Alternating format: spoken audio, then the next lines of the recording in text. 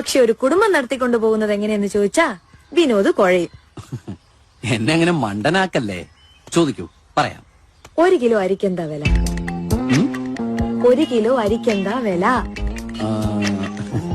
അരിക്കിപ്പോ പോട്ടെ, വെളിച്ചെണ്ണയ്ക്ക് 100 വെളിച്ചെണ്ണയ്ക്ക് എന്ത് കൊടുക്കണം? വെളിച്ചെണ്ണ എണ്ണീട്ടാണോ കൊടുക്കുന്നത്?